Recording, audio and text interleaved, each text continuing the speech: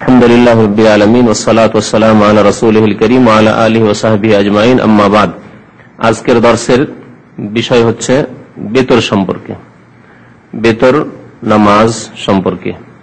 বাবুন ফি সালাতিল উইতরি ওয়া আহকামিহা। এই অধ্যায় হচ্ছে বেতরের সালাত সম্পর্কে এবং তার হুকুম আহকাম সম্পর্কে, বিধি বিধান সম্পর্কে। আহকাম হুকুমের জামা, বিভিন্ন মাসলা মাসাইল যেগুলি বেতরের সাথে সম্পর্কিত, বেতর সংক্রান্ত মাসলা মাসাইল, এগুলি হচ্ছে আহকাম। বাংলায় যাকে আমরা বেতর বলি, আরবিতে সেটি হচ্ছে উইতর, ওয়ায়ে কাসরা দিয়ে। এই শব্দটি উইতর এইভাবে পড়া বাংলায় কষ্টকর, তখন ওটাকে ব বানিয়ে দেওয়া হয়েছে, বেতর বানিয়ে দেওয়া হয়েছে। আসলে শব্দটি ওয়াও দিয়ে, ওয়াতার থেকে উইতর, ওয়াতার মানেও বেজোড় হয়, ওয়াশফাই ওয়াল ওয়াতরি কোরআনে আছে। জোড়ার কসম আর বেজোড়ের কসম বলছেন, ওয়াল ফজরে ওয়া লায়ালিন আশরে ওয়াশফাই ওয়াল ওয়াতরি। সাফার জোড়ারও কসম করেছেন আর বেজোড়। পৃথিবীতে যত সৃষ্টি আছে হয় জোড়া না হয় বেজোড়, হয় তার সাথে তার সঙ্গী আছে আর না হলে নেই। যেমন আল্লাহ পাক রব্বুল আলামিন, তিনি একক বেতর, তাই না?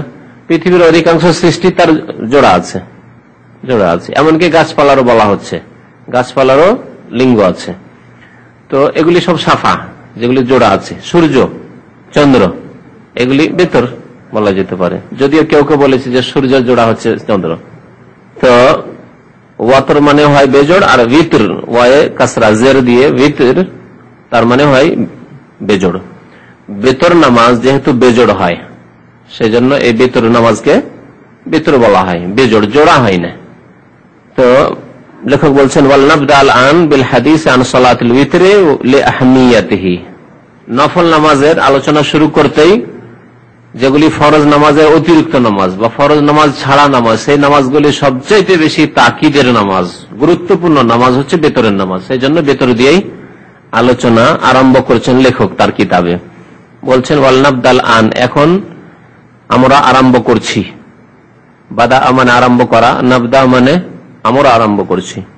আল আন এখন, বিল হাদিস আন সালাতুল উইতর, বেতরের নামাজ সম্পর্কে আলোচনা। হাদিস মানে কথা, আলোচনা। লিআহমিয়াতিহি, কেন বেতর দিয়ে শুরু করছি? সমস্ত নামাজগুলির প্রথম, ফরজ ছাড়া যে নামাজগুলি রয়েছে তার প্রথম বেতর দিয়ে শুরু করছি। লিআহমিয়াতিহি, তার গুরুত্বের কারণে। আহম বলে আরবিতে, আহম মানে গুরুত্বপূর্ণ। তো আহমিয়াতিহি, তার গুরুত্বের কারণে। ফাকাদ কিলা, বলা হয়েছে, অর্থাৎ আলেমরা বলেছেন, ইন্নাহু আকাদু তাতাউ, যতগুলি নামাজ নফল নামাজ রয়েছে, মানে ফরজ ছাড়া যত নামাজ রয়েছে, সমস্ত নামাজের মধ্যে সবচেয়ে বেশি তাকিদপূর্ণ নামাজ হচ্ছে বেতরের নামাজ। ফরজ নামাজ ছাড়া নামাজ বলেন তো, দু চারটা নামাজের নাম বলেন। ফরজ নামাজ ছাড়া নামাজ, তাহাজ্জুদের নামাজ, ইশরাকের নামাজ, দোহার নামাজ, তাহিয়াতুল মসজিদ, সুন্নাতের রাতেবা। সুন্নাতের রাতের মধ্যে বেশি গুরুত্বপূর্ণ যেটা, সেটা ফজরের 2 রাকাত সুন্নাত, তাই না? আচ্ছা, আর গুরুত্বপূর্ণ নামাজ নেই? সূর্যগ্রহণ, চন্দ্রগ্রহণের নামাজ, এগুলি গুরুত্বপূর্ণ নামাজ, সুন্নতে মুআক্কাদা। ঈদের নামাজ অধিকাংশ আলেমদের নিকটে সুন্নতে মুআক্কাদা, যদি ইখতিলাফ আছে। তারপরে বৃষ্টি চাওয়ার নামাজ, ইস্তেসকার নামাজ, ইস্তেখারার নামাজ, বহু নামাজ আছে। তাহলে এই সমস্ত নামাজগুলির মধ্যে গুরুত্বপূর্ণ নামাজ হচ্ছে, তাকিদের নামাজ হচ্ছে ভিতরের নামাজ। তাহলে এক কথায়, আর এক কথায় যদি বলি যে ফরজ নামাজের পরে যে নামাজের স্থান গুরুত্বের দিক দিয়ে, তা হচ্ছে বেতর নামাজ। 17 রাকাত দিনে রাতে ফরজ নামাজ, এই নামাজের পরেই গুরুত্বপূর্ণ নামাজ হচ্ছে বেতর নামাজ। জি, তো বলছেন এই জন্য আলেমরা বলেছে, ইন্নাহু আকাদু তাতাউ, যতগুলি তাতাউ নফল নামাজ আছে। নফল মানে দেশি ভাষায় বুঝবেন না, আমি গত সপ্তাহের আগের সপ্তাহে বুঝিয়েছিলাম। তাতাউ মানে ফরজের অতিরিক্ত, ফরজ ছাড়া যে সব নামাজ আছে সবগুলি তাতাউ নামাজ। আর এর এত গুরুত্ব যে বেশ কিছু আলেমগণ এই নামাজকে ওয়াজিব বলেছেন। যেমন হানাফি আলেমরা, হানাফি মাযহাবের ফতোয়া হচ্ছে, আবু হানিফা রাহমাতুল্লাহ আলাইহির ফতোয়া হচ্ছে যে বেতর নামাজ ওয়াজিব। ওয়া যাহাবা বাযুল উলামা ইলা ওয়াজুবিহি, কতক আলেমগণ এই বেতর নামাজকে ওয়াজিব বলার মত পোষণ করেছেন, তারা এই মত প্রকাশ করেছেন। তাহলে এর দ্বারা কমপক্ষে গুরুত্ব তো বোঝা যায়। যখন এতদূর মত গিয়েছে, তার মানে গুরুত্বপূর্ণ। অন্য কোন নামাজকে ওয়াজিব বলেননি তারা, সুন্নাতে রাতেবাকে বলেননি, ইস্তিসকার নামাজকে বলেননি, তাহিয়াতুল মসজিদকে বলেননি। তাহলে যখন বলেননি, তাহলে বোঝা যাচ্ছে যে এর গুরুত্ব বেশি। যদিও তাহিয়াতুল মসজিদ সম্পর্কে ইমাম আহমদের একটি মত আছে, ওয়াজিব ওয়াজিব যারা বলেছেন বেতন নামাজকে, তাদের সম্পর্কে জানতে হবে যে তারা ওয়াজিব আর ফরজে পার্থক্য করেন, এটাও জেনে রাখতে হবে। তারা ওয়াজিব এবং ফরজে পার্থক্য করে। হানাফি মযহাবে ওয়াজিব আর ফরজে পার্থক্য আছে, মসলা জানেন না? তাদের কাছে ওয়াজিব আর ফরজে পার্থক্য আছে, ফরজ, ওয়াজিব, সুন্নাত, বুঝেছেন? পক্ষান্তরে অন্য আইম্মায়ে কেরাম, 3 ইমামের নিকটে, 4 ইমামের মধ্যে ইমাম আহমদ, ইমাম শাফি, ইমাম মালিক, তাদের নিকটে ফরজ আর ওয়াজিবে কোনো পার্থক্য নেই। ফরজ ওয়াজিব সমান সমান, একই জিনিস, প্রতি শব্দ। ফরজ যা তাই হচ্ছে ওয়াজিব, ঠিক আছে? আর তারপরে সুন্নাত, আর সুন্নাতের পরে মুস্তাহাব কাজ বা যেগুলি আপনার সুন্নত নয় কিন্তু জায়েজ সেগুলি।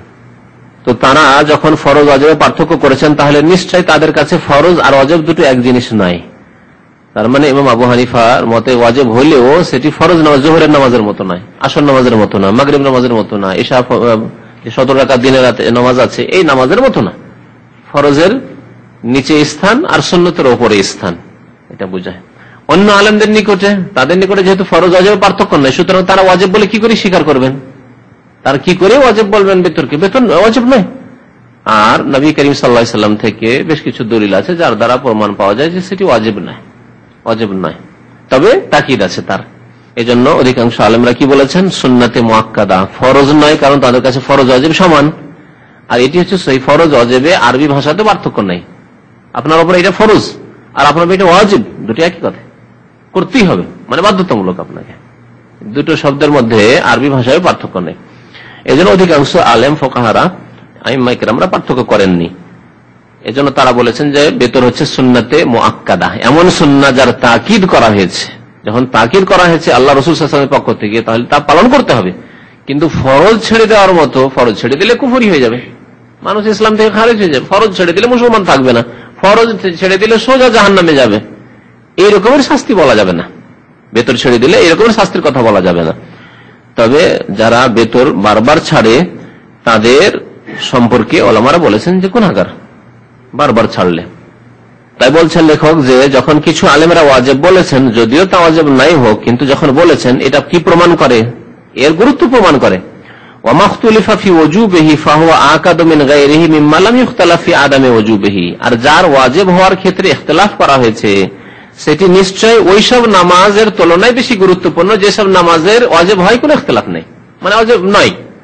যেমন সুন্নাত নামাজ, ঠিক আছে, ইস্তিসকার নামাজ, ইস্তেখারার নামাজ, যখন এইগুলো নামাজকে ওয়াজিব বলা হয়নি, তাহলে যেই নামাজকে ওয়াজিবও কিছু আলেমরা বলেছেন তার গুরুত্ব বেশি হয়ে গেল। জি। আর বেতন নামাজ শরীয়তে আছে এই ব্যাপারে কোনো দ্বিমত নেই। বেতন নামাজ শরীয়তে আছে এই ব্যাপারে কোনো দ্বিমত নেই। যেমন কিছু নামাজ আছে সেসব নামাজ আছে কিনা এই দ্বিমত আছে। সালাতুত তাসবিহ অনেক আলেমরা বলেছেন যে হাদিস জাল বা জয়ীফ, সুতরাং নেই। কিছু আলেমরা বলেছেন যে না আছে। তাহলে ইখতিলাফ যখন না হওয়াতে হলো, তখন ব্যাপারটি দুর্বল হয়ে পড়লো। আর বেতনের ব্যাপারটি এমন যে এর শরীয়তে যে বিধান আছে এ সম্পর্কে কোনো ইখতিলাফই নেই, ইজমা আছে যে বেতর শরীয়তে আছে। ইসলামের একটি ইবাদত হচ্ছে নামাজের বেতর নামাজ। ইত্তেফাকাল মুসলিমুনা আলা মাশরুইয়াতিল বিতর, মুসলমানদের ইত্তেফাক রয়েছে, ঐক্যমত রয়েছে, ইজমা যাকে বলা হয়। ইত্তেফাক মানে ঐক্যমত রয়েছে, ইজমা রয়েছে বেতরের শরীয়তে বিধিবদ্ধ হওয়ার বা শরীয়তে বিধান থাকা। শরীয়তের একটি ইবাদত নামাজ হচ্ছে বেতর। ফালায় আম্বাগি তার কহু, সুতরাং বেতর ছাড়া উচিত নয়। বেতর ছাড়া উচিত নয়। উচিত নয় শব্দটি হচ্ছে একটু ব্যাপক। ওয়াজিব ছাড়াও উচিত নয়, ফরজ ছাড়াও উচিত নয়, আর সুন্নত ছাড়াও উচিত নয়, সবগুলিকে শামিল। জি। ফালায় আম্বাগি তার কহু, আপনি জেনে শুনে ছেড়ে দিবেন, আপনার এমন কোন কষ্টকর নয় যে আপনি পারলেন না আদায় করতে আর ছেড়ে দিবেন বেতর, তা উচিত নয়। ফালায় আম্বাগি তার কহু। ওমান আসাররা আলা তারকিহি, আর কেউ যদি বেতর ছাড়ার ওপর অটল থাকে, বারবার ছাড়ে, আসাররা মানে ইসরার করা, অটলতা, বারবার ছাড়তে থাকে, অহরহ ছাড়তে থাকে, অহরহ ছাড়তে থাকে। যেমন অনেকের অভ্যাস আছে, এসা নামাজ পড়লো, সালাম ফিরলো ফরজ থেকে, আর চলে গেল, দোকানপাট খুলে দিল, আর বেতরই পড়লো না। না তাহাজ্জুদ পড়বে আর না তখন পড়লো, তখনও পড়লো না, রাত্রে গিয়ে আর ঘুমের আগেও পড়লো না, ঘুমের পরেও ফজর আগে পড়লো না, এভাবে ছাড়ে। তো সেই ব্যক্তি সম্পর্কে কি বলবেন? বলছেন ফাইন্নাহু তুরাদ্দু শাহাদাতুহু, তার সাক্ষীকে কি করে দেওয়া হবে? প্রত্যাখ্যান করে দেওয়া হবে, তার সাক্ষী নেওয়া হবে না। কার সাক্ষী নেওয়া হয় না শরীয়তে ইসলামিয়াতে? ফাসিকের। যে ব্যক্তি ফাসিক, গুনাহগার, এমন গুনাহ করে যার কারণে তার নাম ফাসিক হয়ে যায়, মুসলিম কিন্তু ফাসিক, মুসলিম আছে কিন্তু ফাসেক, তার সাক্ষী নেওয়া হয় না। সাক্ষীর ক্ষেত্রে বলা হয়েছে মুসলিম হইতে হবে, প্রথম মুসলিম হইতে হবে, তার মানে কোনো কাফেরের সাক্ষী চলবে না। ইসলামিক আদালত আর ইসলামিক সমস্যা বা মুসলমানদের সমস্যা, দুই পক্ষে মুসলিম আর কাফের সাক্ষী, এটা ইসলামের নেই। যদিও যেগুলোর নামে মাত্র মুসলিম দেশ, সেসব দেশে ইহুদি, খ্রিস্টান, হিন্দু সবার সাক্ষী চলছে, কিন্তু ইসলামী শরীয়তে জায়েজ নাই যে দুই পক্ষে আসামি বাদী দুইজনে মুসলিম আর সাক্ষী দিচ্ছে কাফের। কাফের জজ হয়ে বসে আছে, প্রধান বিচারপতি হয়ে বসে আছে পাকিস্তানের মতো দেশে, গালেব সাহেবের কেস আর গোপালগঞ্জের আদালতে বিচারপতি হচ্ছে হিন্দু, তাহলে সেখানে সাক্ষী হওয়াটা এমন কোন ব্যাপার স্যাপার হইলো? কোন ব্যাপার হলো যেখানকার জজ হচ্ছে হিন্দু আর আসামি বা বাদী হচ্ছে মুসলমান, তাহলে মুসলমানদের তকদির নির্ধারণ করছে, ভাগ্য নির্ধারণ করছে কাফের। আপনি দোষী না নির্দোষী, আপনি ভালো না মন্দ, তা ফয়সালা কি করছে? কাফের, আল্লাহর দুশমনে ফয়সালা করছে। পাকিস্তানের চিফ জাস্টিস, প্রধান বিচারপতি হচ্ছে হিন্দু, এদেরও বিচার করলো মনে হয় হিন্দুতে। সরকার এত চালাক যে এসব কেসের ফয়সালা করতে দিচ্ছে কাফেরদেরকে, হিন্দুদের হাতে। আল্লাহু আকবার। দেশের মুসলিমদের ভাগ্য নির্ধারণ করবে কাফেরে। আল্লাহু আকবার। কুফরি এক কথায়। মুসলিমদের ফয়সালা কোনো কাফের করতে পারে না। যেখানে সাক্ষী দিতে পারে না, তার সাক্ষীর কোনো মূল্য নেই। প্রথম শর্ত হচ্ছে সাক্ষী হওয়ার জন্য। কারণ অনেকে এই ব্যাপারটি জানেন না যে একজন মানুষের সাক্ষী হওয়ার জন্য কি কি শর্ত। আল মুসলিম, আল বালেগ, আল আকিল, আল আদিল। বুঝতে পেরেছেন? কয়টি শর্ত বললাম? 4টি শর্ত। প্রত্যেকটা শর্ত জরুরি। মুসলিম হইতে হবে, তাহলে কোনো কাফের সাক্ষী মুসলিমের কেসে চলবে না, মুশরিকের সাক্ষী চলবে না, বেনামাজির সাক্ষী চলবে না। নামাজ ছাড়া যদি কুফরি হয় তাহলে সে মুসলিমই নয়, তাহলে তার সাক্ষী চলবে না। আল বালেগ, সাবালক হইতে হবে, তো নাবালক ছেলে, 10 বছরের ছেলে সাক্ষী দিচ্ছে, চলবে না। সে নাবালক, হয়তো সে মনেই রাখেনি কথা। শরীয়তে তার, ইসলামী শরীয়তের দায়িত্বই তার উপরে অর্পিত হয়নি, এখনো সাবালক হয়নি, সুতরাং তার সাক্ষী নেওয়া যাবে না। একটা ছোট ছেলেকে ভয় দেখিয়ে তাকে কথা বলিয়ে নেওয়া যেতে পারে, কোন প্রলোভন দিয়ে কথা নেওয়া, 2-4টা চকলেট দিয়ে তাদের কথা বলিয়ে নেওয়া যেতে পারে, ঠিক ঠিক কিনা?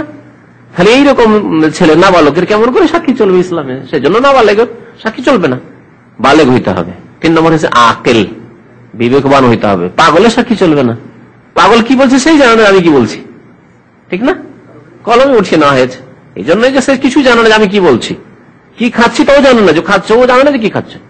অনেক সময় ভুলও বলতে পারে, কারণ সে জানে না যে কি খাচ্ছে, তার উদ্দেশ্য নেই পাগলের। সুতরাং পাগলের সাক্ষী চলবে না। আর সাক্ষী কার চলবে না? সাক্ষীর শর্ত হচ্ছে আদেল হইতে হবে। আদেল মানে দিনদার ব্যক্তি হইতে হবে। আদেল মানে যে ব্যক্তি ফাসেক নয়, তাকে কাবিরা গুনাহ করতে দেখা যায়নি বা জানা যায়নি যে সে কাবিরা গুনাহ করে, অথবা সর্বদা অহরহ সাগীরা গুনাহ করে, এইরকম দেখা যায়নি। আদেল হওয়ার জন্য এই দুটি, আদেলের সঙ্গে 2টি কথা মনে রাখতে হবে। কাবিরা গুনাহ দেখা যায়নি, একবার যদি কাবিরা গুনাহ দেখা যায় আর তার তওবা স্পষ্ট না হয় তাহলে নেওয়া যাবে না। তার একবার কাবিরা গুনাহ করেছে আর তারপরে ওই রকমই চলছে, লোকটি দেখা যায়নি যে তওবা হয়ে এত সুন্দর হয়ে গেছে, লোকটি পরেশগার হয়েছে, এরকম দেখা যায় না। থাইল্যান্ডে লটারি খেলতে দেখা গেছে, মদ খেতে দেখা গেছে, তাহলে এতেই যদি হয়, তাহলে কেউ যদি খুনি হয়, কেউ যদি জানি হয়, ব্যভিচারকারী হয়, লম্পট হয়, চরিত্রহীন হয়, তাহলে কেমন করে তার সাক্ষী নেওয়া যাবে? তাহলে কাবিরা গুনাহ থেকে বেঁচে থাকতে হবে সাক্ষীকে, মুসলিম সাক্ষী হলে আর মুসলিমদের ক্ষেত্রে সাক্ষী হলে। আর সাগীরা গুনাহ যাতে করে অহরহ না হয়। কখনো এক একটা হয়ে গেছে সেটা আলাদা কথা, কিন্তু অহরহ সে সাগীরা গুনাহ করতে আছে, যেদিকে সে তাকাইতে আছে। ফিল্ম ডেলি দেখে সে, ফিল্ম আসলে ঘরে আসলে অন করে দিলার ফিল্ম দেখছে, ড্রামা দেখছে, মহিলা দিকে তাকাচ্ছে, সে মহিলা ছবির দিকে তাকা, এগুলি কাজ হচ্ছে। যদি সাগীরাও বলি তাহলে এগুলি অহরহ করা হচ্ছে কাবিরা, ফাঁসে খাওয়া। এইরকমই যে ব্যক্তি বেতর ছাড়লো, যদি বলি যে কাবিরা গুনাহ নয়, সাগীরাই গুনাহ, কিন্তু যে ব্যক্তি আমান আসাররা আলা তারকি, যে অহরহ বেতর ছাড়ে, সেই ব্যক্তির সাক্ষী নেওয়া হবে না, কারণ সেই ব্যক্তি আদেল নয়, ফাসেক। আদেল নয়, তাহলে আদেলের বিপরীত হচ্ছে কি? ফাসেক। সে ফাসেক, ফাসেকের সাক্ষী নেওয়া হবে না। বলছেন যে ব্যক্তি বেতর অহরহ ছাড়ে, ফাইন্নাহু তুরাদ্দু শাহাদাতু, তার সাক্ষীকে কি করে দেওয়া হবে? প্রত্যাখ্যান করা হবে। কাল আল ইমাম আহমদ, ইমাম আহমদ রাহমাতুল্লাহ আলাইহি এই ক্ষেত্রে মন্তব্য রয়েছে, মান তারাকাল উইতরা আমাদান, যে ব্যক্তি ইচ্ছাকৃত বেতর ছাড়লো, ইচ্ছাকৃত বলেছেন, তাহলে কেউ যদি ভুলে যায়, ভেবেছেন যে পরে পড়ে নেবো, এসা সময় ব্যস্ত আছি বা ডিউটি আছে, মালিক বলছে তাড়াতাড়ি দোকান খুললো, তাই তখন সময় পাচ্ছেন না, পড়ে নেবো, তারপরে গিয়ে শুয়ে গেছেন, ভুলে গেছেন, সকাল হয়ে গেছে, সময় পাননি, ভুলেই গেছেন, তারপরে মনে হয়নি, কাজা করতে পারেননি, আপনি কাজা করবেন, কাজা করতে পারেননি, ভুলেই গেছেন। এই জন্য আমাদান ইচ্ছাকৃত মানে জেনে শুনে ছেড়ে দেওয়া, আর এর বিপরীত হচ্ছে নিঃসিয়ান, ভুলে যাওয়া, ভুলে গিয়ে ছুটে গেছে, ভুলে গিয়ে ফরজ ছুটে গেল, আল্লাহ মাফ করবেন। যারা জামাতে নিয়মিত নামাজ পড়ে তারা যদি এক একদিন বাই চান্স এরকম হয় যে জামাত ছুটে গেল কাজ বসতে, তাহলে বাড়ি এসে নামাজটা পড়তে গিয়ে অনেক সময় ভুলে যেতে পারে। কারণ তার জানা আছে যে নামাজ পড়ে নিয়েছি, তার ব্রেনে আছে যে নামাজ তো নিয়মিত আমি জামাতে পড়ে নিয়েছি হয়তো, কিন্তু আসলে পড়েনি। খেয়াল আসতে পারে, আবার নাও আসতে পারে। যদি খেয়াল জীবনেও না আসে তাহলে মাফ করবেন, কারণ তার মনেই হয়নি। তার ইচ্ছাকৃত কেউ যদি বেতর ছাড়ে, ফাহুয়া রাজুলু সুইন, সেই ব্যক্তি খারাপ মানুষ। কি বললেন? রাজুলু সু মানে খারাপ, সেই ব্যক্তি খারাপ ব্যক্তি। লায়ামবাগি আন তুকবালা শাহাদাতুহু, তার সাক্ষী গ্রহণ করা উচিত নয়, তার সাক্ষী গ্রহণ করা উচিত নয় তিনি বলেছেন। আরেকটি হাদিস দেখেন এই মর্মে, ইমাম আহমদ রহমতুল্লাহ আলাইহি, ওয়ারাওয়া আহমদ ও আবু দাউদ মারফুআন, ইমাম আহমদ এবং ইমাম আবু দাউদ, ইমাম আহমদের ছাত্র, কিন্তু ইমাম আহমদের ছাত্র ইমাম আবু দাউদ মারফু হাদিস বর্ণনা করেছেন, অর্থাৎ নবী সাল্লাল্লাহু আলাইহি ওয়াসাল্লামের বাণী। তিনি বলছেন, মাল্লাম ইউতির ফালাইসা মিন্না, যে ব্যক্তি বেতর পড়ল না সেই ব্যক্তি আমার অন্তর্ভুক্ত নয়, আমার উম্মতের অন্তর্ভুক্ত নয়।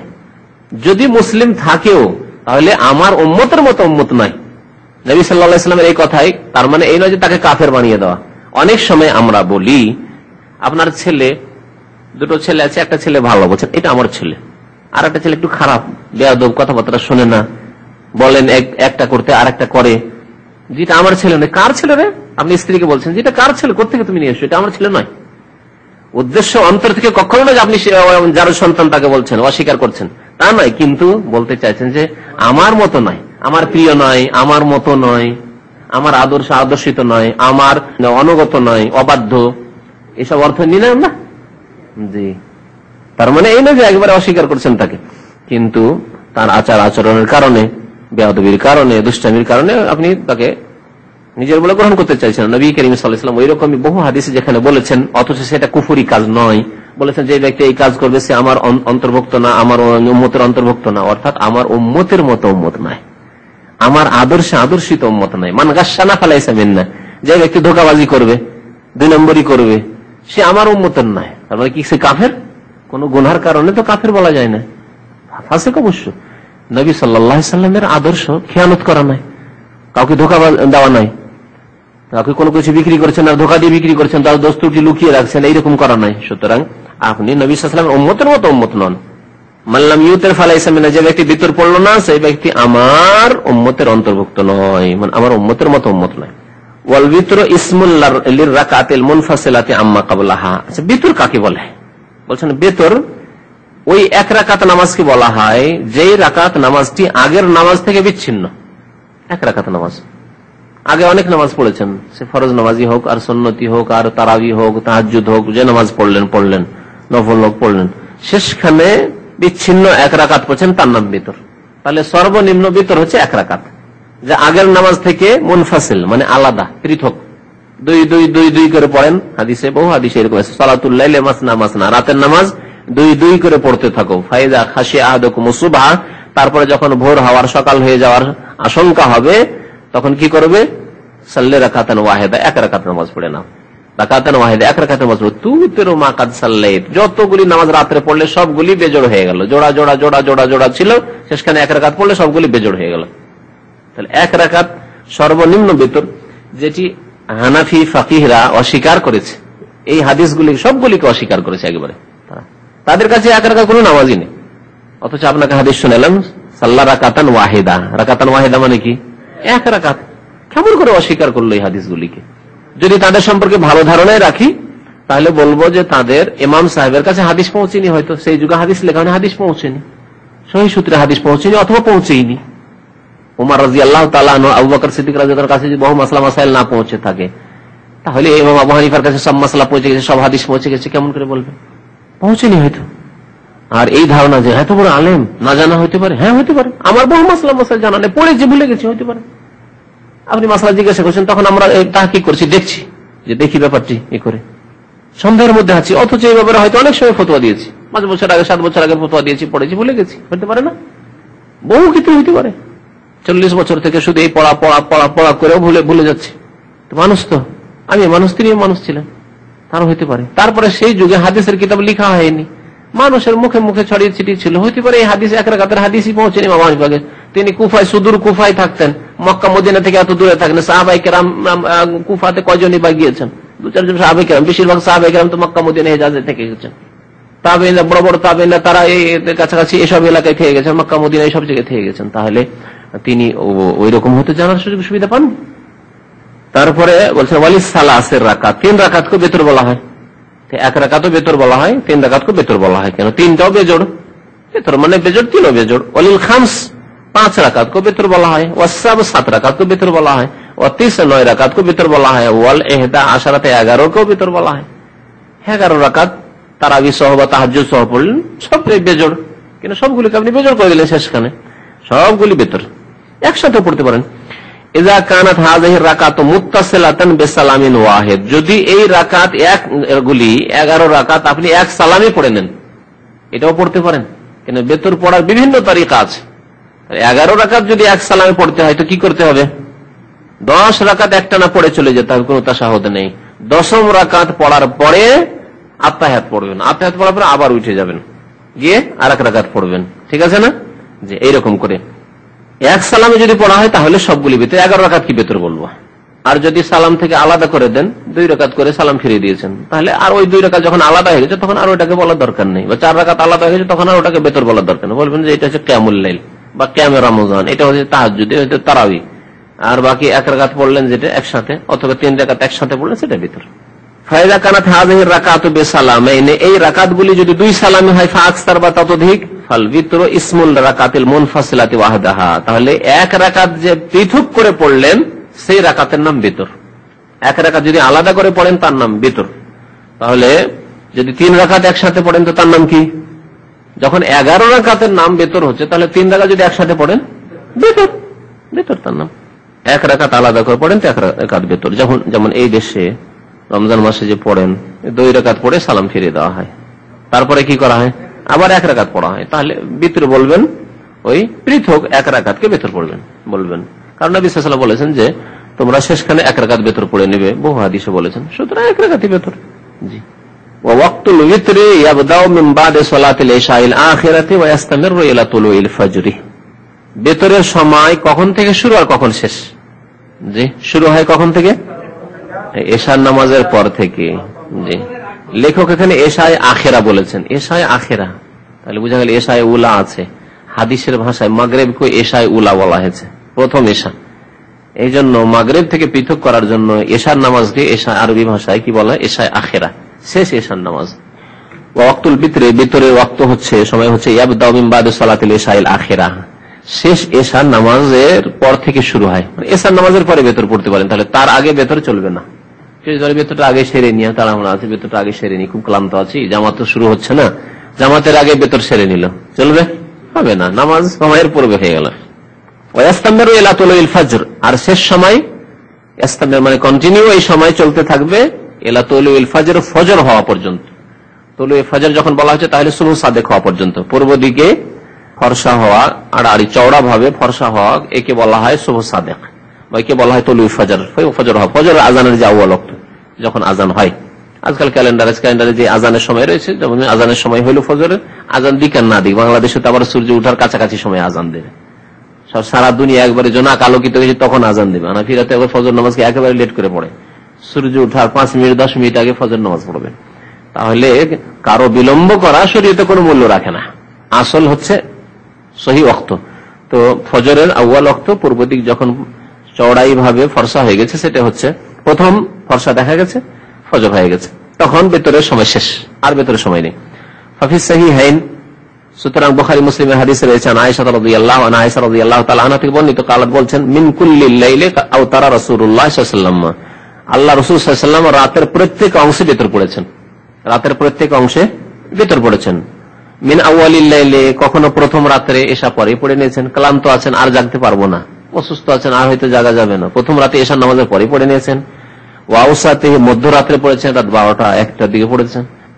ও আখেরি, আর শেষ রাতে পড়েছেন, রাত 3টে 4টার দিকে পড়েছেন। ফান্তাহা বিতরুহু ইলা সাহরি, কিন্তু তিনি শেষ জীবনে বেতর পড়তেন সাহারি খাওয়ার সময়, ভোর রাত্রে। সাহার বলা হয় ভোর রাত্রের সময় থেকে, ভোর রাত্রের সময় একেবারে শেষ অংশ। এই শেষ অংশে নবী করিম সাল্লাল্লাহু আলাইহি ওয়াসাল্লাম শেষ জামানায় বেতর পড়তেন। কারণ এই সময়টা হচ্ছে সর্বোত্তম সময়। এই সময় আল্লাহ পাক রব্বুল আলামিনের কাছে তওবা ইস্তেগফার দোয়া করার বড় প্রশংসা করা হয়েছে কোরআনে এবং হাদিসে। আর এই সময় পৃথিবী একেবারে চুপচাপ নিস্তব্ধ থাকে। যাদের সারা রাত ঘুম আসে না, ভোর রাত্র খানে ঘুম চলে আসে। সারা রাত টেনশনের কারণে ঘুম আসে না, 12টা হয়ে গেল, 1টা হয়ে গেল, 2টো হয়ে গেল, যেমনই 2টো 2:30 হইতে যাচ্ছে ঘুম চলে এলো। কারণ ইবলিস শয়তান এখন আমাকে ফজর পড়তে দেবে না, ফজর এখানে ঘুম চলে এলো।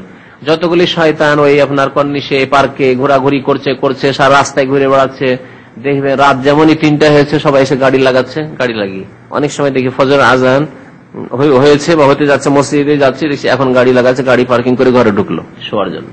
যতগুলি শয়তান সব চুপচাপ থাকে ওই সময়। ওই সময় আপনি আল্লাহ পাক রব্বুল আলামিনের সাথে সম্পর্ক করেন। সাহারির সময়, ভোর রাত্র, ওই সময় জেগে থাকা হচ্ছে গুরুত্বপূর্ণ। যে ব্যক্তি ওই সময় জেগে থাকবে ফজর আজানের পূর্ব সময়, সে ব্যক্তি অবশ্যই ফজর নামাজ পড়বে। আর যার ওই সময় ঘুম চেপে গেল, তার আশঙ্কা আছে ফজর ছুটে যাওয়ার। ওয়াকাদ ওয়ারাদাত আহাদিসু কাসীরা তাদুল্লু আলা আন্না জামিআল লাইলি বিতরুন লিল ওয়াক্তুন লিল বিতরে। বহু হাদিস রয়েছে যা প্রমাণ করে যে রাতের প্রত্যেক অংশ হচ্ছে বেতরের ওয়াক্ত। রাতের যে কোনো অংশ পড়া যায়। এশার নামাজের ওয়াক্ত হয়ে গেছে ওই সময় থেকে শুরু করে ইল্লা মা ক্বাবলা সালাতুল ইশা। হ্যাঁ, এশার নামাজের আগে চলবে না, এশার নামাজের পূর্বে বেতর চলবে না। এশার নামাজ পড়ে নেওয়ার পর ফজর পর্যন্ত বেতর পড়া যেতে পারে। আচ্ছা, আজানের সময় হলেই বেতরের সময় শেষ। আজান হওয়ার পরেও আজকাল এখানে 25 মিনিট সময় থাকছে বা আধা ঘন্টা সময় থাকছে। তো এই সময়টুকুতে বেতর কেউ পড়লে পড়তে পারে কিনা লাগছে যে না, তলিউল ফজর মানে ফজর হয়েছে, বেতর সময় শেষ হয়ে গেছে। কিন্তু কিছু আলেমরা বলেছেন যে ফজরের আজানের পরেও ওই সব লোকদের জন্য, নিয়মিত না, সব সময় নয়, কখনো হয়তো বেতর ছুটে গেছে আর আজানও হয়ে গেছে, কিন্তু একামত হতে এখনো দেখছেন 15-20 মিনিট সময় আছে, আরামে বেতর পড়ে নিতে পারবেন, 2 রাকাত সুন্নাত ফজর পড়ে নিতে পারবেন, তাহলে বেতর ওই সময় পড়তে পারেন। এই ফতোয়া বহু আলেমদের রয়েছে। ইমাম ইবনে তাইমিয়া রাহমাতুল্লাহ আলাইহি এই মতটিকে প্রাধান্য দিয়েছেন যে আপনি ওই সময় বেতর পড়ে নেন। যার বেতর ছুটে গিয়েছে তাহলে আজান আর ইকামতের মাঝখানে, ফজর আজান আর ইকামতের মাঝখানে বেতর পড়ে নিতে পারেন আপনি। ফামান কানা ইয়াসিকু মিন কিয়ামিহি ফি আখিরিল লাইল। আচ্ছা, বেতর কখন পড়বেন আপনি? যদি আপনি নিজের উপর ভরসা করতে পারেন যে শেষ রাতে আমি জাগতে পারবো, ফাতাখিরুল বিতরি ইলা আখিরিল লাইল আফযালু ফি হাক্কিহি, তাহলে বেতর বিলম্ব করে শেষ রাতে, ভোর রাতে পড়া উত্তম। ফামান কানা ইয়াসিকু, যে ব্যক্তি নির্ভরশীল, ভরসা করতে পারছে, আস্থা করতে পারছে, মিন কিয়ামিহি ফি আখিরিল লাইল, যে সেই ব্যক্তি রাতের শেষ অংশে ঘুম থেকে জাগতে পারবে, দাঁড়াতে পারবে, মিন কিয়ামিহি দাঁড়াতে পারবে না, জাগতে পারবে। ফাতাখিরুল বিতরি, তো বেতর তার জন্য বিলম্ব করা ইলা আখিরিল লাইল, শেষ রাত্র পর্যন্ত, আফযালু ফি হাক্কিহি, তার ক্ষেত্রে উত্তম। শেষ রাতে যদি বেতর পড়তে পারেন বেশি ভালো, বেশি নেকি, বেশি সওয়াব পাবেন। ওমান কানা লা ইয়াসিকু মিন কিয়ামিহি ফি আখিরিল লাইল, আর কেউ যদি শেষ রাতে ঘুম থেকে ওঠার ওপর আস্থা না করতে পারে, না আমার ভরসা নাই, বেশিরভাগ জাগতে পারি না, আজান হয়ে যায়, অনেক সময় বড় আশা আকাঙ্ক্ষা রাখি কিন্তু দেখা যায় যে প্রায় আজান হয়ে যায়, এরকম লোক যদি হন, ফাইন্নাহু ইউতিরু ক্বাবলা আন ইয়ানাম, তাহলে শোয়ার আগেই, নওমের আগে, ঘুমাবার আগেই কি করবে? বেতর পড়ে। ঘুমাবার আগে বলা হয়েছে, জরুরি নয় যে এশার নামাজের সাথে সাথে পড়তে হবে। হয়তো এশার নামাজের সাথে পড়লেন না, কিন্তু আপনি বাসায় গেলেন, এখন 10টার পরে গেলেন, খাওয়া দাওয়া করলেন, উযু করলেন, বিছানায় যাওয়ার আগে বেতরটা পড়ে শুয়ে গেলেন। বেতরের সাথে যদি মনে করে এখন আমি তাহাজ্জুদ পড়বো, তাহাজ্জুদ পড়েও শুয়ে যেতে পারেন। বেতর যখন এশা পর থেকে শুরু করে ফজরের আজান পর্যন্ত পড়া যায়, তখন তাহাজ্জুদও যে কোনো সময় পড়া যায়। যদিও তাহাজ্জুদ শেষ রাতে পড়া উত্তম, কিন্তু তাহাজ্জুদের জন্য শেষ ওয়াক্ত খাস না, রাতের শেষ অংশ খাস নাই, রাতের যে কোনো অংশে পড়া যেতে পারে। বিহাযা আওসান নবী সাল্লাল্লাহু আলাইহি ওয়াসাল্লাম, এই উপদেশই দিয়েছেন, ওসিয়তই করেছেন নবী করিম সাল্লাল্লাহু আলাইহি ওয়াসাল্লাম। আবু হুরায়রাকে উপদেশ দিয়েছেন। আবু হুরায়রা দুর্বল মানুষ ছিলেন, স্বাস্থ্যগত দিক থেকে একটু দুর্বল মানুষ ছিলেন, একে তো গরিব দরিদ্র অনাহারে থাকতেন, প্রায় সময় খুব দুর্বল মানুষ ছিলেন। নবী করিম সাল্লাল্লাহু আলাইহি ওয়াসাল্লাম তাকে কয়েকটি উপদেশ দিয়েছেন, তার একটি হচ্ছে ওয়া আনলা আনামা ইল্লা আলা বিতরিন, বেতর পড়ে যাতে করে আমি ঘুমাই। এটি ছিল নবী সাল্লাল্লাহু আলাইহি ওয়াসাল্লাম ওসিয়ত, আবু হুরায়রা তুমি বেতর পড়ে ঘুমাবে, বেতর পড়ে শুইবে। দেখেছেন যে এই লোকটি ঘুম ভারী, দুর্বল মানুষ, শুয়ে গেলে আর জাগতে পারে না, একে টেনে টেনে জাগাইতে হয়, হয়তো এরকম হতে পারে। তাহলে এরকম মানুষের জন্য উচিত যে সে বেতর পড়ে শুইবে। বড় আশা আকাঙ্ক্ষা রাখলো যে তাহাজ্জুদ পড়বো, কিন্তু পারে না, মাসে 2 দিনও তাহাজ্জুদ পড়তে পারে না, না, এরকম কাজ করবেন না। ফাকাদ রাওয়া মুসলিমুন মিন হাদিসে জাবের, মুসলিম শরীফে রয়েছে জাবের রাদিয়াল্লাহু তাআলা আনহুর হাদিস বর্ণিত।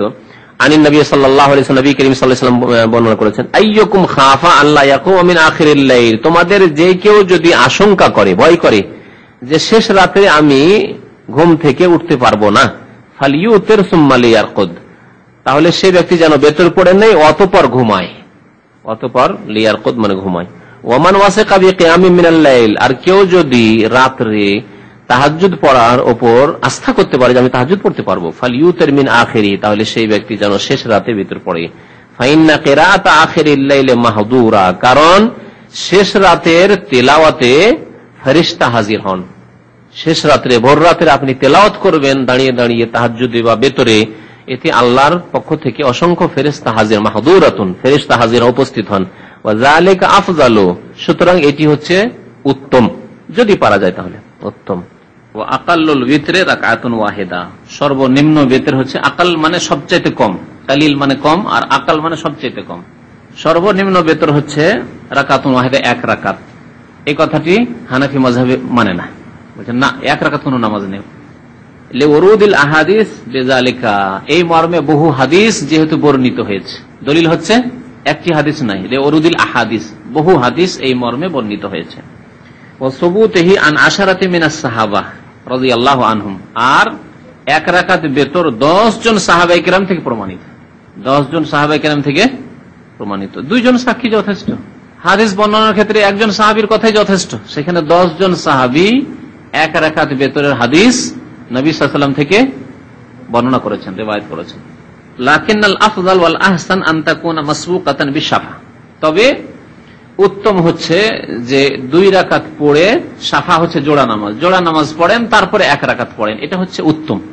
কারণ নবী সাল্লাল্লাহু আলাইহি ওয়াসাল্লাম তাহাজ্জুদ পড়েছেন সব সময়, তিনি শুধু শুধু 1 রাকাত বেতর পড়েননি, তাহাজ্জুদ পড়েছেন 2-2 করে, তারপরে আলাদা করে পৃথক করে 1 রাকাত বেতর পড়েছেন। আর 1 রাকাত যখন আলাদা করে পৃথক পড়েছেন তো 1 রাকাত নামাজ জায়েজ হয়ে গেল।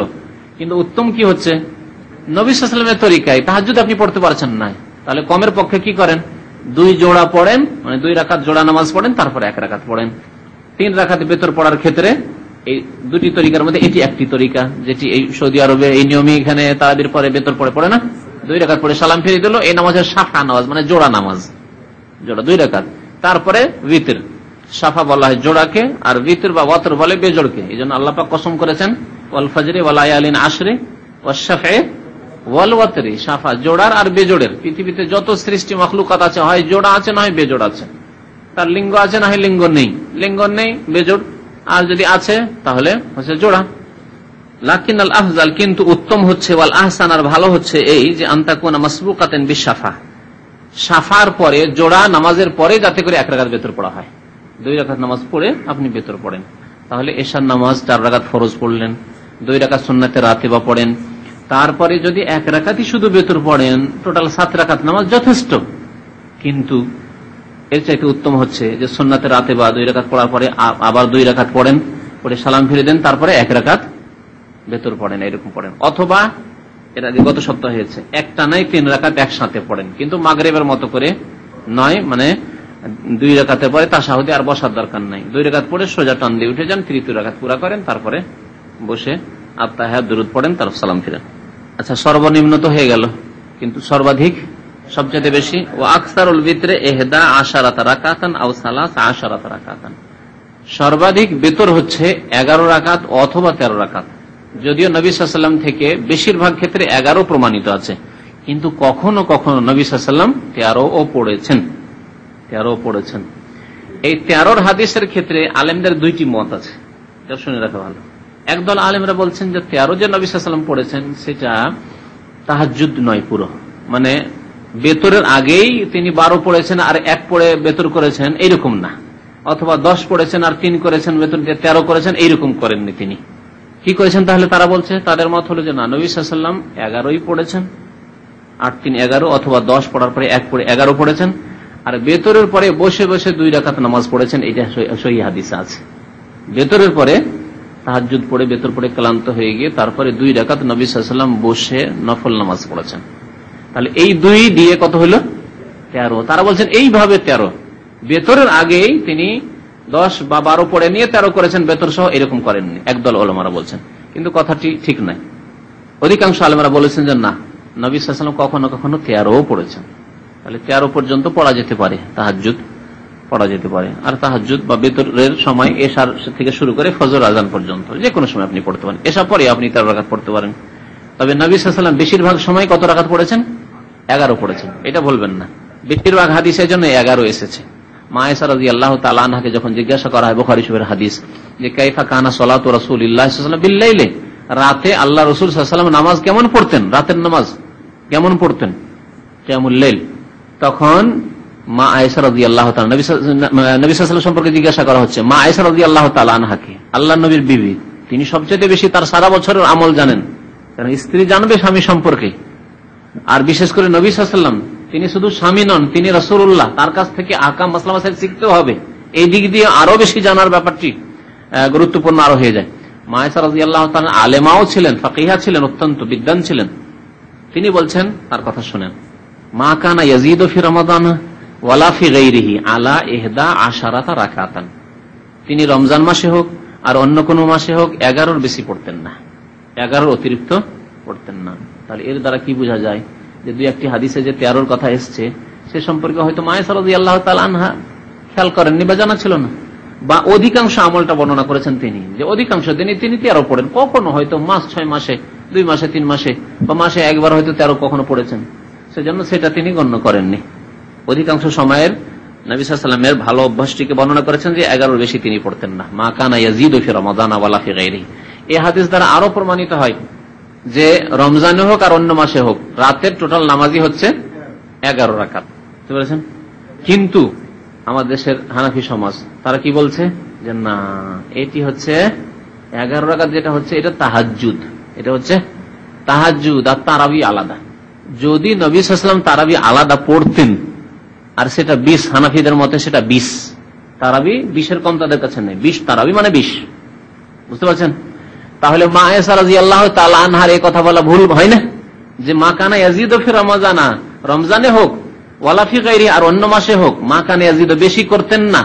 কিসের উপর? আলা 11-র উপর। কেন বললেন তিনি? তাহলে তিনি বলতেন যে দেখো, তিনি তাহাজ্জুদ পড়তেন 11 রাকাত, কিন্তু রমজান মাসে তিনি 11 পড়তেন আর তারাবিও পড়তেন, 20ও পড়তেন। তাহলে হানাফিদের মতটি ঠিক হইতো, বুঝতে পারছেন? এই হাদিস দ্বারা খণ্ডন হয়ে যায় যে না, নবী সাল্লাল্লাহু আলাইহি ওয়াসাল্লাম কখনো 20 পড়েননি, 30 পড়েননি, 40 পড়েননি, ওই 11ই পড়েছেন রমজানও অন্য মাসে। তবে নামাজ খুব দীর্ঘ লম্বা হইতো, নামাজ খুব লম্বা হতো, যেমন ওই হাদিসে আছে যে তুমি জিজ্ঞাসাই করিও না যে কত লম্বা হইতো আর কত সুন্দর হইতো, ফালা তাসআল আন হুসনিহিন্না ওয়া তুলিহিন্না। তো নবী সাল্লাল্লাহু আলাইহি ওয়াসাল্লাম বেশিরভাগ সময় 11 পড়তেন, এটাও প্রমাণ হলো এই হাদিস দিয়ে। মা আয়েশা রাদিয়াল্লাহু তাআলা আনহা বললেন যে 11-র বেশি তিনি পড়তেন না, কখনো কখনো 13 পড়তেন। তা বলছেন আও সালাসা আশারাতা রাকাতান, অথবা 13 পড়তেন। ইউসাল্লিহা রাকাতাইন রাকাতাইন, পড়ার ধরন কেমন হইতো, নিয়ম কেমন হইতো? 2 করে পড়তেন আর সালাম ফিরতেন, 2 রাকাত পড়ে সালাম ফিরতেন, 2 রাকাত পড়ে সালাম ফিরতেন। সুম্মা ইউসাল্লি রাকাতান ওয়াহিদা, অতঃপর শেষখানে কি করতেন? 1 রাকাত নামাজ পড়ে নিতেন। ইউতিরু বিহা, যার দ্বারা সমস্ত নামাজগুলিকে বেতর করে নিতেন, বেজোড় করে নিতেন। লিকাউলি আয়েশা রাদিয়াল্লাহু আনহা, কারণ আয়েশা রাদিয়াল্লাহু তাআলা আনহা বর্ণনা করেছেন কানা রাসূলুল্লাহ সাল্লাল্লাহু আলাইহি ওয়াসাল্লাম ইউসাল্লি বিল লাইলি, আল্লাহ রাসূল সাল্লাল্লাহু আলাইহি ওয়াসাল্লাম রাতে নামাজ পড়তেন 11 রাকাতান, 11 রাকাত। ইউতিরু মিনহা বিওয়াহিদা, তার মধ্যে 1 রাকাত বেতর পড়তেন, তার মধ্যে 1 রাকাত বেতর পড়তেন। রাওয়াহু মুসলিম, মুসলিম শরীফের হাদিস। আর অন্য হাদিস শুনলাম যেটি আছে যে কমও করতেন না, বেশি করতেন না, 11 রাকাতের বেশি, যেটা বুখারীতে রয়েছে। ওয়াফি লাফজিন, আরেকটি রিওয়ায়াতে রয়েছে ইউসাল্লিমু বাইনা কুল্লি রাকাতাইন, প্রত্যেক 2 রাকাতে সালাম ফিরতেন। এটা তার আরো প্রমাণ হয়ে গেল যে 4 করে পড়তেন না। নবী সাল্লাল্লাহু আলাইহি ওয়াসাল্লাম রাতে তাহাজ্জুদ নামাজ 4 রাকাত করে পড়তেন না, বরং 2 রাকাত করে পড়ে সালাম ফিরতেন। ইউতিরু বিওয়াহিদা, আর 1 রাকাত দ্বারা বেতর করতেন। এটা হচ্ছে সবচেয়ে ভালো তরিকা, উত্তম তরিকা। যে আপনার কোনো প্রয়োজন হতে পারে নামাজের মধ্যে, 2 রাকাত পড়ে সালাম ফিরলেন, আপনার প্রয়োজন পুরা করলেন, পানি খেতে হবে, আপনাকে আর কিছু করতে হবে, কাজায়ে হাজাত করতে হবে, ওযু নষ্ট হইতে পারে, আরো কিছু হইতে পারে, কারোর সাথে কথা বলতে হইতে পারে, কেউ আপনার অপেক্ষা করতে পারে, ইত্যাদি মেলা কিছু হইতে পারে। একসাথে যদি একটানা যদি আপনি 11 পড়েন, তাহলে মধ্যখানে এগুলিতে অসুবিধা দাঁড়াতে পারে অনেক সময়। ওয়ালাহু আইয়াসরুদাহা, কিন্তু জায়েজ আছে। আর ওই মুসাল্লির জন্য জায়েজ হচ্ছে যে আইয়াসরুদাহা, একটানা পড়ে, সারাদা মানে একটানা পড়ে নেওয়া, একটানা পড়ে নেবেন। তাহলে 11 রাকাতকে আপনি কি করবেন? একটানা, সালাম ফিরাফিরি নেই, পড়ে যাচ্ছেন, সালাম ফিরাও নেই, বসাও নেই, সালাম ফিরাও নেই, বসা নেই। সুম্মা ইয়াজলিসু বাদাল আশরাত, তাহলে 10 রাকাত পর্যন্ত একটানা পড়ে যাবেন আপনি। 10 রাকাত পড়ে বসবেন, ইয়াজলিসু বাদাল আশরা, 10 রাকাত পড়ে বসবেন। ওয়া ইয়াতাশাহাদু, তারপরে আত্তাহিয়াতু তাশাহুদ পড়বেন। ওয়ালা ইউসাল্লিম, কিন্তু সালাম ফিরবেন না, সালাম ফিরবেন না, উঠে যাবেন। সুম্মা ইয়াকুমু, অতঃপর দাঁড়িয়ে যাবে। ওয়া ইয়াতি বিল হাদিয়াতা আশারা, আর তারপরে 11 রাকাত পুরা করবে। তারপর 11 রাকাত নিয়ে আসবে, মানে 11 রাকাত পুরা করবে। ওয়াতাশাহাদু, তারপরে তাশাহুদ পড়বে। আর তাশাহুদের এখানে বললো না যে নবীর উপর দুরূদ পেশ করবে, কারণ তাশাহুদ শব্দটি এমন ওলামাদের নিকটে, ফুকাহাদের নিকটে তাতে আল্লাহুম্মা সাল্লি আলা মুহাম্মাদ এইটাও শামিল। তাশাহুদ পড়বে মানে দুটি করবে, আর তাহিয়াতও পড়বে আর আল্লাহুম্মা সাল্লি আলা মুহাম্মাদ পড়বে, ওয়া ইউসাল্লিম এবং সালাম ফিরবে, তার সাথে দোয়া মাসুরা যেগুলি আছে সেগুলি পড়বে, উত্তম আফজাল আর কি, জরুরি নয়। ওয়ালাহু আন ইয়াসরুদাহা ওয়ালা ইয়াজলিসু ইল্লা বাদাল হাদিয়াতি আশার, দুই রকম তরিকা এর আগে হয়ে গেল তাহলে না। একটা হচ্ছে 2 রাকাত করে সালাম ফিরা, আর 10 রাকাত পড়া হয়ে গেল, তারপরে 1 রাকাত পড়া একটা। দ্বিতীয় তরিকা কি বললো, যে 2 করে পড়তে থাকেন একটা না পড়ে, যখন 10 হয়ে গেছে তখন বসে যান, আর তারপর আত্তাহিয়াত পড়ে সালাম না ফিরে উঠে যান, উঠে গিয়ে 1 রাকাত পড়েন। তৃতীয় তরিকা বলছে ওয়ালাহু আন ইয়াসরুদাহা, আর এটাও জায়েজ যে একটা না পড়ে যাবে, ওয়ালা ইয়াজলিসু ইল্লা বাদাল হাদিয়াতি আশার, বসলেন না 10 রাকাত পড়ে বসলেন না, একবারে 11 রাকাত পড়ে বসলেন, এটাও জায়েজ আছে।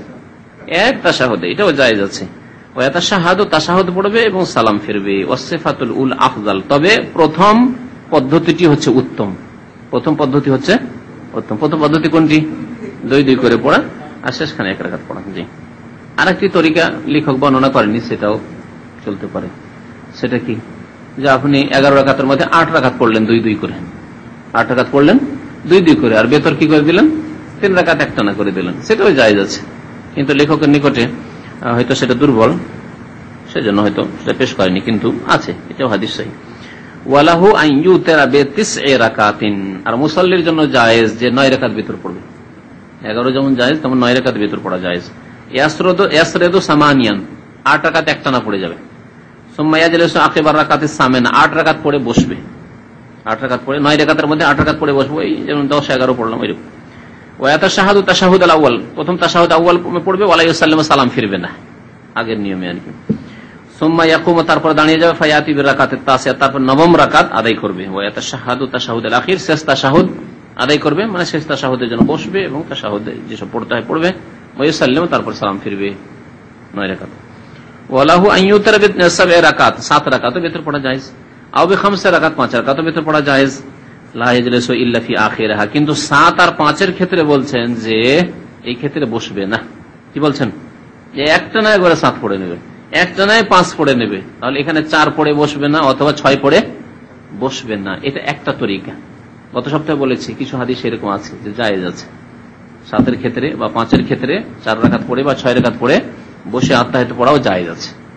ওয়াতাশাহাদু ইয়াসাল্লিমু, তাশাহুদ দিয়ে বসবে এবং তাশাহুদ পড়ে দরুদ পড়ে সালাম ফিরবে। লিকাউলি উম্মে সালেমা রাদিয়াল্লাহু আনহা, কারণ উম্মে সালেমা রাদিয়াল্লাহু তাআলা আনহা বর্ণনা করেছেন, কানা রাসূলুল্লাহ সাল্লাল্লাহু আলাইহি ওয়াসাল্লাম ইউতিরু বি7 ওয়া বি5, আল্লাহ রাসূল সাল্লাল্লাহু আলাইহি ওয়াসাল্লাম 7 রাকাতের ভিতর পড়তেন, 5 রাকাতও পড়তেন। লা ইয়াফসুলু বাইনাহুন্না বিসালামিন ওয়ালা কালাম, কিন্তু এই 7 আর 5-এর মাঝখানে না সালাম ফিরতেন না কথা বলতেন।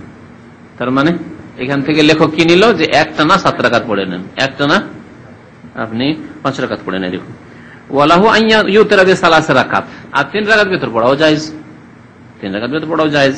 ইউসাল্লি রাকাতাইনি ওয়া ইউসাল্লিম, 2 রাকাত নামাজ পড়বে আর তারপরে কি করবে, সালাম ফিরে, 2 রাকাত নামাজ পড়ে সালাম ফিরে দিবে, 1 রাকাত পড়ে। সুম্মা ইউসাল্লি রাকাতাস সালিসা ওয়াহদাহা, তারপরে তৃতীয় রাকাত পৃথক করে আলাদা করে, ওয়াহদাহা পৃথক আলাদা করে পড়বে।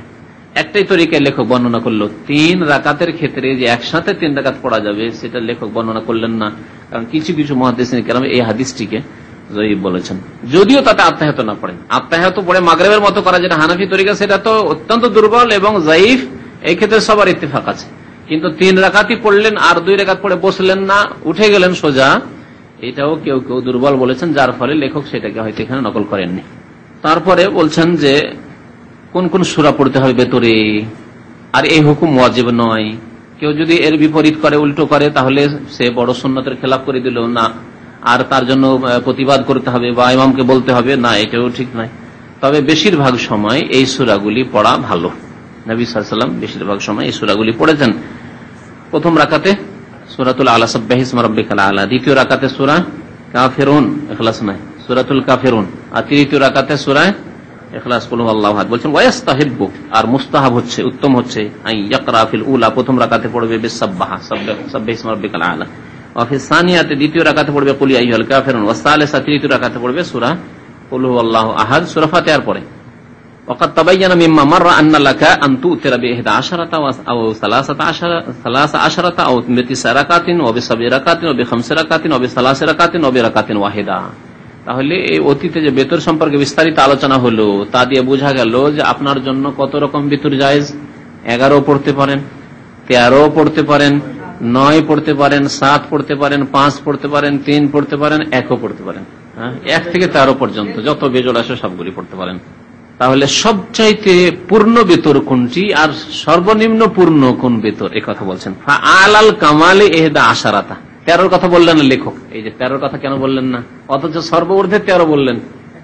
এই জন্য যে 13 ব্যাপারটি নবী সাল্লাল্লাহু আলাইহি ওয়াসাল্লাম খুব হয়তো অল্প সময় কখনো কখনো পড়েছেন, আর নবী সাল্লাল্লাহু আলাইহি ওয়াসাল্লাম অধিকাংশ সময় যেহেতু 11 পড়েছেন সেজন্য বলছে সবচাইতে আলাল কামাল মানে পূর্ণতার মানে সর্বোচ্চ পূর্ণতা, যাকে বলে সর্বোচ্চ পূর্ণতা হচ্ছে 11 রাকাত পড়া। তাহলে যে ব্যক্তি 11 পড়লো সে তাহাজ্জুদ পড়লো, বেতরও পড়লো, তাহাজ্জুদ গুজার বেতরও সুন্দর করে পড়লো। তাকে বেতর বলেন আর তাহাজ্জুদ সহই বলেন, যাই বলবেন বলেন, সে সব চাইতে বেশি নেকির কাজ করলো। ও আদনাল কামাল আর সর্বনিম্ন পূর্ণ নামাজ বেতর, সর্বনিম্ন পূর্ণ, আবার কথাটা মনে দেখবেন লেখকের। আদনা মানে নিম্ন আর কামাল মানে পূর্ণ, সর্বনিম্ন পূর্ণ বেতর। সর্বনিম্ন পূর্ণ বেতর বলছে 3 রাকাত, 3 রাকাত তার মধ্যে। তাহলে 1 রাকাত কি হানাফিদের মধ্যে 1 রাকাত অস্বীকার করছেন নাকি? এতক্ষণ তো বয়ানই করেন 1 রাকাত বলছে ওয়াল মুজজিও রাকাতুন ওয়াহিদা, আর সাফিসিয়েন্ট যথেষ্ট আপনার জন্য। মুজজি মানে কাফি, আপনার জন্য যথেষ্ট হচ্ছে, আপনার দায়িত্ব পালন হয়ে গেল, কাজ আদায় হয়ে গেল আপনার। রাকাতুন ওয়াহিদা 1 রাকাত দ্বারা, 1 রাকাত পড়লে আপনার বেতর আদায় হয়ে গেল। আর সর্বনিম্ন যদি পূর্ণ বেতর পড়তে হয় তো 3 পড়েন আপনি, আর সর্বঊর্ধ্বে যদি পূর্ণ বেতর পড়তে হয় তো আপনি 11 পড়েন, আর ওর চাইতে যত কম হবেন কম হবে, 9 পড়েন, 7 পড়েন, 5 পড়েন। কুনুত সম্পর্কে এখন বলছেন ওয়ায়ুস্তাহাব্বু লাকা আন তাকুনুতা বাদা রুকুই ফিল ভিতরে, বেতরে রুকুর পরে কুনুত পড়বেন, এটি আপনার জন্য মুস্তাহাব। লেখক কি হুকুম বললেন? মুস্তাহাব। করলে নেকি আছে, না করলে কোনো গুনাহ নেই। নবী সাল্লাল্লাহু আলাইহি ওয়াসাল্লাম কখনো কুনুত পড়েছেন, কখনো কখনো ছেড়েছেন, তাহলে ওয়াজিব নয়, ঠিক আছে না? আর যদি কারো কোনো ছুটে যায়, ভুলে যায়, তাহলে সহজ সিজদা করতে হবে। কেউ যদি কোনোত না পড়ে হানাফি মসজিদে বিনা কোনোতে যদি বেতর পড়িয়ে দেয়, তাহলে সহজ সিজদা কেন করলেন না? মুখটা দিলে গরম হয়ে যাবে, সহজ সিজদা করেন, কোনোত পড়েন না আপনি। তাহলে কোনোতটা কি জিনিস বলছে? বেআন্তাদুল্লাহ সুবহানা, আল্লাহর কাছে আপনি দোয়া করবেন। ফাতারফাউ ইয়াদাইকা, 2 হাত উঠি, 2 হাত উঠার কথা বললেন। 2 হাত উঠা আব্দুল্লাহ বিন উমর সাহাবী রাদিয়াল্লাহু তাআলা আনহু থেকে প্রমাণিত আছে, সেজন্য 2 হাত উঠান, কোনো অসুবিধা নেই। কিন্তু কোনো ব্যক্তি যদি না উঠায় তবু কোনো অসুবিধা নেই, কারণ নবী সাল্লাল্লাহু আলাইহি ওয়াসাল্লাম থেকে সহিহ সূত্রে কোনো প্রমাণ নাই যে তিনি হাত উঠাতেন কুনুতের দোয়ার সময়। কিন্তু আব্দুল্লাহ বিন উমর সাহাবী যেহেতু উঠাইতেন, সুতরাং বলা হয়েছে সাহাবী নিজের পক্ষ থেকে কোনো কাজ করতে পারেন না, হয়তো নবী সাল্লাল্লাহু আলাইহি ওয়াসাল্লাম থেকে তিনি অনুমতি পেয়েছেন যে দুয়ায় হাত উঠাইতে পারে, এই দুয়ায় তুমি হাত উঠাইতে পারো, নিজের পক্ষ থেকে অবশ্যই তিনি কোনো বিদাত করবেন না। তাই সাহাবায়ে কেরামদের কোনো আমল, যারা নবী সাল্লাল্লাহু আলাইহি ওয়াসাল্লামকে সচক্ষে দেখেছেন আমল করতে, তারা যদি কোনো আমল করেন সেটি বিদাত নয়, যদিও আল্লাহর নবী থেকে প্রমাণ না থাকে। তার অনুমতি নিশ্চয় পেয়েছেন, হয়তো তিনি বর্ণনা করেননি যে এটি আল্লাহর নবী আমাকে বলেছেন। সব কথা বর্ণনা, আর বর্ণনা করলে হয়তো বর্ণনা হয়ে আসেনি, আমি একটি কথা বর্ণনা করেছি, আর যদি নয় যে সেটি আপনি অন্য কাউকে বর্ণনা করবেন, হতে পারে আপনি রেখেই দিয়েছেন কথাটি, হতে পারে না, পরে হয়তো প্রমাণই ছিল না এটা, এই জন্য আমাদের কাছে নকল হয়ে আসেনি, বর্ণনা হয়ে আসেনি, এর সম্ভাবনা আছে। এই জন্য সাহাবায়ে কেরামদের আমলকে কোনো সময় বিদআত বলা যাবে না। সাহাবায়ে কেরামদের আমল যদি সুন্নতের খেলাফ না হয়, বিপরীত না হয়, পরিপন্থী না হয়, তাহলে সেটাও গ্রহণযোগ্য, আমলযোগ্য। আর দোয়ার একটি আদব হচ্ছে হাত উঠানো, আর সাহাবী যখন উঠিয়েছেন সুতরাং হাত উঠাতে পারেন। যাই হোক, এই ব্যাপারে আমাদের ভূমিকা থাকবে যে হাত উঠানো জায়েজ আর হাত না উঠানো জায়েজ, দুটোই জায়েজ রয়েছে, কোনো অসুবিধা নেই, পড়বেন। হ্যাঁ, আল্লাহুম্মা হাদিনা ফিমান হাদাইত আপনি পড়ছেন, কেন সূরা ফাতিহা পড়ছেন হাত উঠান না? সূরা ফাতিহা তো দোয়া, তো জোরে পড়েন না, মনে মনে পড়ছেন নাকি? তো ওই রকমই আপনি আল্লাহুম্মা হাদিনা ফিমান হাদাইত পড়বেন, হাত উঠাবেন না, হাত বেঁধে থাকেন, আবার হাত ছেড়ে থাকেন, অসুবিধা নেই। ওয়া তাকুল, আর বলবেন আল্লাহুম্মা হাদিনি ফিমান হাদাইত ওয়া আফিনি ফিমান আফাইত ওয়া তাওয়াল্লানি ফিমান তাওয়াল্লাইত। কার মুখস্থ আছে? ইলা আখিরি। কয়জনের মুখস্থ আছে দেখি দোয়ায় কোন? মাশাআল্লাহ, 1 2 3 4 5 6 7 8। বাকিগুলি হানাফি মসজিদের ইমামতির যোগ্য নন আপনারা, আর মুস্তাহাব ইমামতির যোগ্য নন। হানাফি মাযহাবের ইমামতি করতে পারেন না আপনি, আর মুস্তাহাব যদি বেতর পড়তে হয়, ভালো বেতর পড়তে হয়, তাহলে আপনাকে কোন মুখস্থ করতে হবে। মোহাম্মদ আলী হাত উঠেনি মনে হয়, মুখস্থ নেই না? 2 ঘন্টা বক্তব্য করেন আর এটা মুখস্থ নেই, কেমন কথা হইল এটা? এই দোয়া বেশি সহি, এই দোয়াটি বেশি সহি। এই দোয়াটি রয়েছে আখরাজাহু মিন হাদিসিল হাসান বিন আলী। হাসান বিন আলী রাদিয়াল্লাহু তাআলা নবী সাল্লাল্লাহু আলাইহি ওয়াসাল্লামের নাতি বর্ণনা করেছেন। আবু দাউদে রয়েছে, তিরমিজিতে রয়েছে, নাসাইতে রয়েছে, ইবনে মাজাতে রয়েছে। প্রত্যেক সাফা নম্বর, পৃষ্ঠা নম্বর বা হাদিস নম্বর দেওয়া আছে।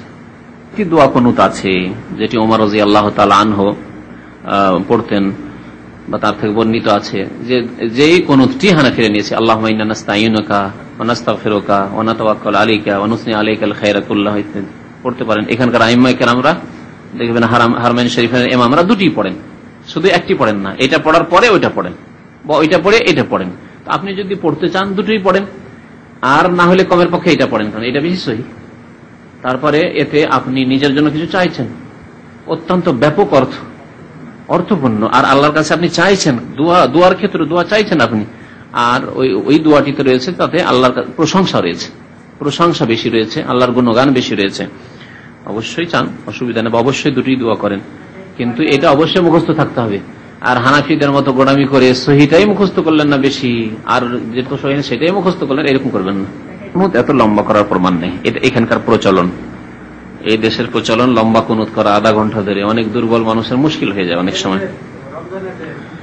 তাদের ইস্তিহাদ, এটি তাদের ইস্তিহাদ, তাদের দৃষ্টিভঙ্গিটা আমি বর্ণনা করি। তাদের দৃষ্টিভঙ্গি হচ্ছে যে দোয়ার সময়টা, দোয়ার ক্ষেত্র, আর নবী সাল্লাল্লাহু আলাইহি ওয়াসাল্লাম যখন দোয়া করেছেন দুটি প্রমাণ হইল, তো বাকি দোয়া আমরা করলাম। এই করতে করতে বাড়াইতে বাড়াইতে বাড়াইতে একবার তিলকে তাল করে দিয়েছে। তাল খেয়েছেন তো না?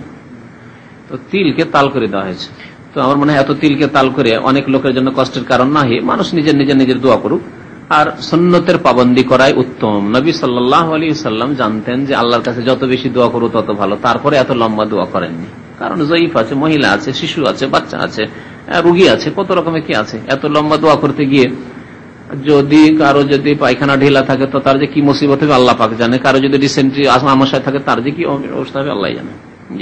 তো কথা হচ্ছে যে এত লম্বা, অনেক গবেষক ওলামারা এই দেশেরও বলছেন যে এত লম্বা দোয়া বাঞ্ছনীয় নয়, এত লম্বা দোয়া করা বাঞ্ছনীয় নয়।